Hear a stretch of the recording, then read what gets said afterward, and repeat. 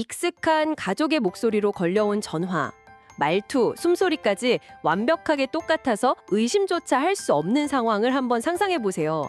엄마, 나 급한데 돈 좀, 이런 전화를 받았다고 쳐요. 그런데 그 전화기 너머의 상대는 진짜 내 가족이 아니라 단 몇 초의 음성 데이터만으로 복제해낸 인공지능이라면 어떨까요? 이게 더 이상 여와 속 얘기가 아니라는 거죠. 그렇죠. 사실 저도 비슷한 상상을 해봤는데 생각만 해도 등골이 오싹해지더라고요. 오늘 저희가 살펴볼 자료들이 바로 이 새로운 현실을 다루고 있습니다. AI 기술 때문에 완전히 다른 차원의 괴물이 되어버린 보이스피싱에 대한 이야기인데요. 네, 맞아요. 저희가 오늘 진짜 다양한 자료를 준비했죠. 최신 기술 동향을 분석한 전문가 포럼 자료부터 최근에 있었던 대규모 개인정보 유출 사건 기사, 그리고 전 세계 범죄 수법을 비교한 보고서까지. 네, 정말 입체적으로 준비해 오셨어요. 그래서 오늘 저희의 목표는 그냥 보이스피싱 위험해요, 조심하세요 이 얘기를 반복하는 게 아닙니다. 이 범죄가 어떻게 최첨단 기술이랑 인간의 가장 약한 심리를 결합해서 우리가 당연하게 여겼던 그 신뢰라는 사회 시스템 자체를 위협하는 사회적 재난이 됐는지, 그 구조의 핵심을 파헤쳐보는 겁니다. 자, 그럼 본격적으로 한번 들어가 볼까요? 좋습니다. 특히 오늘 자료들은 무엇을 믿을 것인가라는 아주 근본적인 질문을 던지고 있어요. 우리가 듣는 목소리, 받는 문자, 심지어 공식 기관의 전화까지도 이제는 그 어떤 것도 100% 확신할 수 없는 시대가 된 거죠. 이 문제의 구조를 제대로 이해하는 것, 그게 바로 우리 스스로를 지키는 첫 번째 방어선이 될 겁니다. 대체 어느 수준까지 와 있는 건가요? 그게 정말 무서운 지점인데요. 자료에 따르면 이제는 단 3초에서 5초, 그 정도 길이의 음성만 있으면 특정인의 목소리를 거의 완벽하게 복제할 수 있다고 합니다. 잠깐만요, 3초요? 제가 누구랑 안녕하세요, 반갑습니다 이 인사만 나눠도 제 목소리를 훔쳐갈 수 있다는 얘기잖아요. 와, 숨소리까지 복제한다니 그건 정말 상상도 못했네요. 바로 그겁니다. 아마존 웹 서비스의 한 전문가는 이렇게까지 말하더군요. 목소리는 물론이고 말투, 억양, 심지어 그 사람 특유의 숨소리와 말 중간에 침묵까지 복제한다고요. 침묵까지요? 네. 그리고 SVTTTS나 VITS 같은 최신 AI 음성 합성 모델은 거기서 한 걸음 더 나아가서 감정까지 재현해내요. 다급한 목소리, 우는 목소리, 화내는 목소리까지 만들어낼 수 있는 거죠. 와. 그래서 전문가들 사이에서는 이제 AI가 만든 가짜는 다른 AI만이 구분할 수 있는 시대가 오고 있다. 이런 경고가 계속 나오고 있습니다. 기술 발전 속도는 알겠는데 그럼 이게 실제로 범죄에 얼마나 쓰이고 있는지가 중요하잖아요. 범죄자들이 이 기술을 정말 대규모로 쓰고 있나요? 보고서에 나온 통계 같은 게 좀 있나요? 네, 그 확산 속도가 정말 폭발적입니다. 한 글로벌 보안 기업 보고서를 보면요. 2023년 상반기에 49건에 불과했던 AI 기반 보이스피싱 범죄가요. 하반기에는 266건으로 반년 만에 5배 이상 급증했어요. 5배요? 반년 만에? 네. 근데 이건 빙산의 일각일 뿐이고요. 특히 챗 GPT 등장 이후로는 피싱 이메일이 무려 1265%나 늘었다는 통계도 있습니다. 와, 1200? 네. 누구나 쉽게 아주 정교한 사기 문구를 생성할 수 있게 된 거죠. 이야, 그러니까 완벽한 목소리 복제 기술에 사람을 홀리는 완벽한 대본까지 AI가 만들어주는 시대가 된 거군요. 이건 단순히 기술의 문제가 아닌데요. 이 기술로 사람의 마음을 어떻게 공격하는 건가요? 유럽사이버범죄센터 EC3 분석이 그 부분을 다루고 있죠. 맞습니다. EC3의 분석은 핵심을 짚고 있어요. AI 보이스피싱은 인간의 감정을 가장 큰 취약점으로 삼는다. 즉, 가족의 목소리로 공포와 불안감을 극대화해서 이성적인 판단 회로를 아예 마비시켜버리는 겁니다. 아들이 다쳤다, 딸이 납치됐다는 말을 그 아이의 목소리로 직접 들으면 아무리 침착한 사람이라도 이성적으로 생각하기가 정말 어렵겠죠. 결국 이 기술은 인간 심리를 향한 정밀 타격 유도탄이 된 셈입니다. 심리를 향한 정밀 타격 유도탄이라. 이 표현이 정말 와닿네요. 이런 수준의 공격이라면 이건 더 이상 동네 해커 몇몇의 소행으로 볼 수가 없겠는데요. 바로 이 지점에서 자료들이 공통적으로 지적하는 거대한 산업이라는 개념이 등장하는 거죠. 네, 맞아요. 3단 엔진이라는 비유가 이 범죄 생태계를 아주 잘 설명해 줍니다. 첫 번째 엔진은 방금 이야기한 AI 기술이에요. 이게 신뢰를 파괴하는 역할을 하죠. 두 번째 엔진은 동남아시아에 있는 콤파운드라고 불리는 거대한 사기 기지입니다. 콤파운드요? 네, 여기서 수만 명의 인력이 동원돼서 범죄 콘텐츠를 공장처럼 대량 생산해내고요. 마지막 세 번째 엔진이 바로 전 세계 각국에 포진한 돈 세탁 조직입니다. 이들이 범죄 수익금을 회수하고 분배하는 거죠. 이 세 개의 엔진이 맞물려 돌아가는 거대한 기계라고 보시면 됩니다. 잠시만요. 그 두 번째 엔진, 콤파운드라는 게 좀 충격적이었어요. UN 마약범죄사무소 보고서를 보니까 여기가 그냥 범죄 조직 소굴이 아니라 인신매매로 끌려온 피해자들을 감금하고 사기 범죄에 강제로 동원하는 곳이라고요? 네, 그게 이 문제의 가장 끔찍하고 비극적인 측면입니다. 한 범죄의 피해자가 또 다른 범죄의 가해자가 되도록 강요받는 구조인 거죠. 너도 살려면 다른 사람을 속여라, 이런 식으로요. 세상에. 우리가 받는 보이스피싱 전화 한 통의 배경에는 이런 상상조차 하기 힘든 인권 유린이 있을 수 있다는 겁니다. 그래서 단순한 사기 사건이 아니라 국제적인 중범죄로 다뤄야 한다는 목소리가 높은 거죠. 정말 이야기의 차원이 달라지네요. 이런 글로벌한 구조 속에서 움직이다 보니 나라마다 공격하는 방식도 현지화돼서 조금씩 다르다고요. 특히 우리와 가까운 일본의 사례가 흥미로웠어요. 맞아요. 한국과 일본은 둘 다 고령층을 주된 타겟으로 삼는다는 공통점이 있지만 수법에서 결정적인 차이를 보입니다. 일본은 경찰을 사칭하는 이른바 니세 경찰이 피해자 집에 직접 찾아가서 현금을 받아가는 대면 수거 방식이 굉장히 많아요. 아, 직접 돈을 받으러 간다고요? 네. 아직도 현금 사용률이 높고 공권력에 대한 인식이 우리와는 조금 다른 사회적 특성이 반영된 결과로 보입니다. 반면에 한국은 완전히 다르잖아요. 비대면 원격 탈취. 그러니까 악성 앱을 설치하게 만들어서 내 스마트폰을 좀비폰으로 만들어버리고 돈을 빼가는 방식이 훨씬 많고요. 왜 이런 차이가 생기는 걸까요? 아무래도 한국이 IT 인프라나 스마트폰 보급률, 모바일 뱅킹 이용률이 세계 최고 수준이다 보니 범죄자들 입장에서도 굳이 사람을 보내서 위험을 감수할 필요 없이 원격으로 돈을 빼가는 게 훨씬 효율적이라고 판단하는 것 같습니다. 하긴 그렇겠네요. 범죄 수법도 그 나라의 사회 문화나 기술 발전에 맞춰 진화하는 거죠. 그렇군요. 그럼 세계 최강의 기술 대국인 미국은 어떤가요?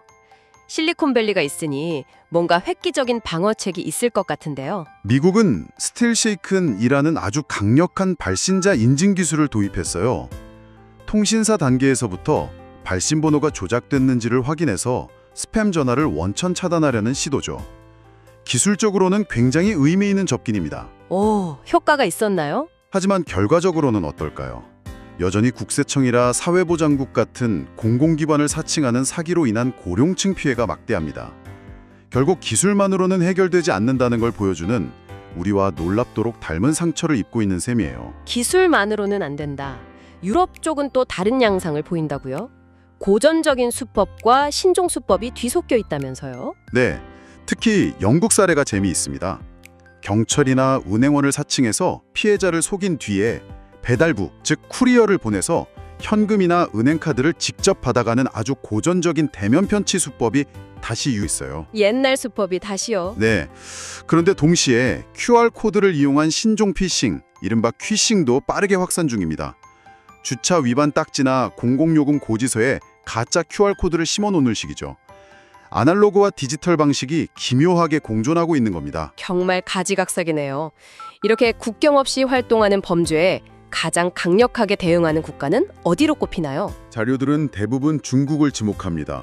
중국은 국가 차원에서 반전신 온라인 사기법이라는 강력한 법을 만들고 심지어 국경을 넘어서 동남아에 있는 조직을 직접 소탕하는 작전까지 펼치고 있어요. 직접 소탕 작전까지요? 네, 굉장히 강력한 국가 통제와 압박으로 대응하는 방식이죠.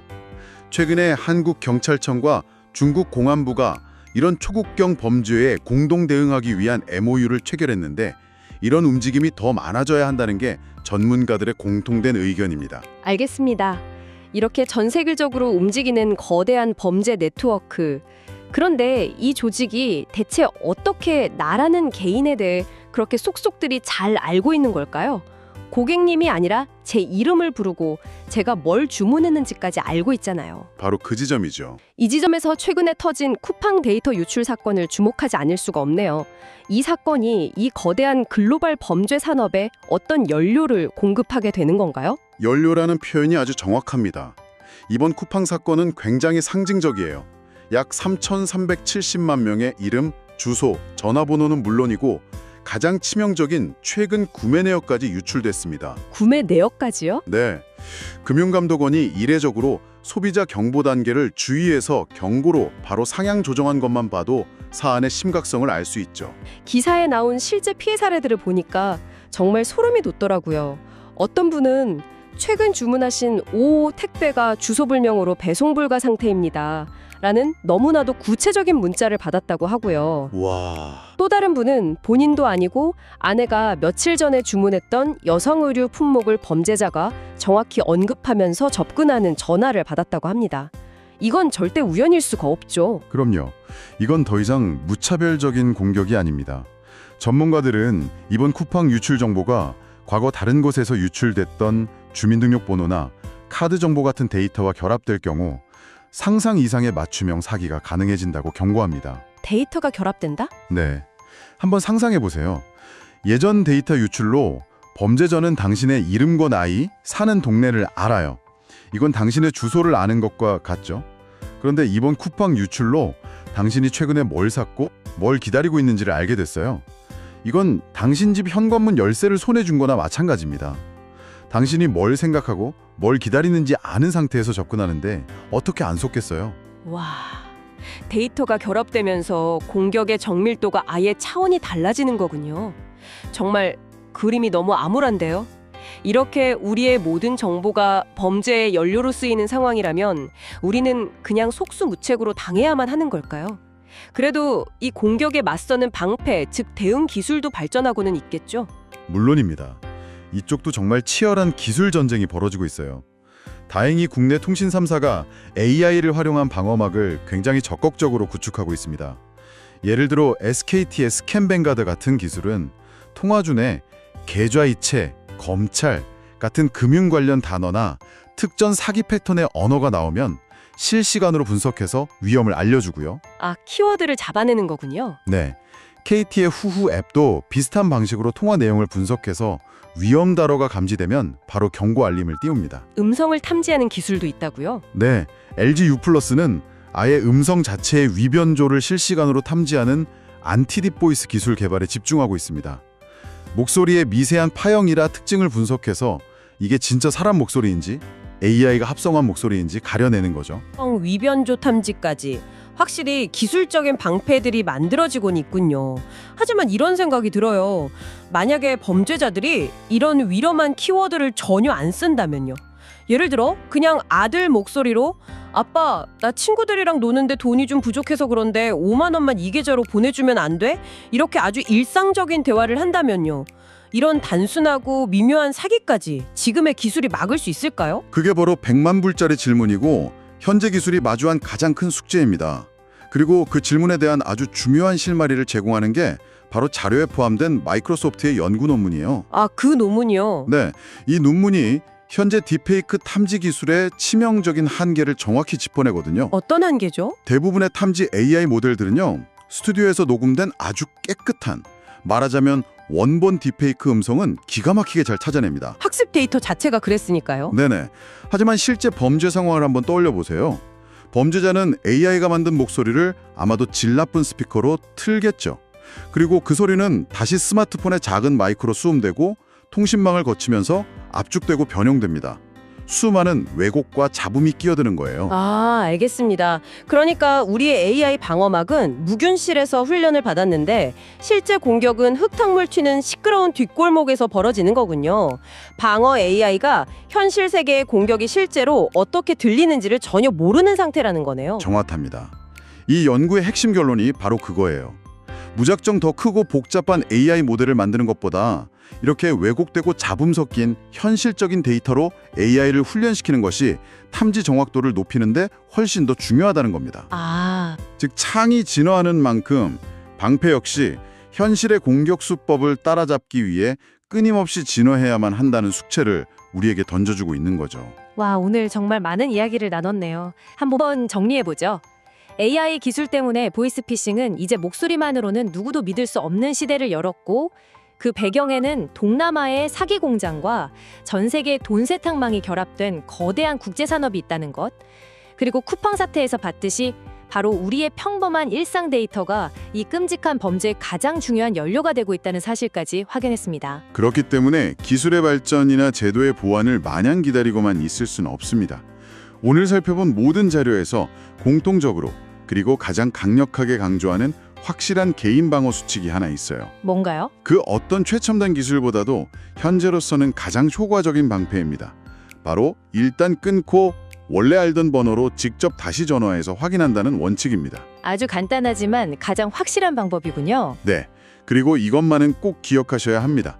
대한민국 그 어떤 공공기관이나 금융기관도 전화로 개인정보나 돈을 요구하거나 특정 앱 설치, 원격 제어 권한을 요구하지 않습니다. 100% 사기입니다. 그렇죠. 만약 혹시라도 이미 돈을 보냈다면 정말 1초도 망설이지 말고 즉시 은행 콜센터에 전화해서 지급 정지를 요청하고 112, 1332, 118에 신고해야 합니다. 속도가 생명이에요. 오늘 우리는 기술의 진화가 어떻게 사회의 신뢰라는 기반을 송두리째 위협하는지 목격했습니다. 앞으로 AI가 우리 삶에 더 깊숙이 들어올수록 이 문제는 분명 더 복잡하고 교묘해지겠죠? 어쩌면 미래 사회에서 가장 중요한 질문은 무엇을 가짜를 구별할 것인가가 아니라 무엇을 근거로 상대를 신뢰할 것인가가 될지도 모르겠습니다. 우리가 듣는 것을 더 이상 믿을 수 없는 세상에서 진짜 나임을 증명하는 방식은 과연 어떻게 바뀌어야 할까요? 이 질문을 여러분께 남겨드리며 오늘 이야기 마무리하겠습니다.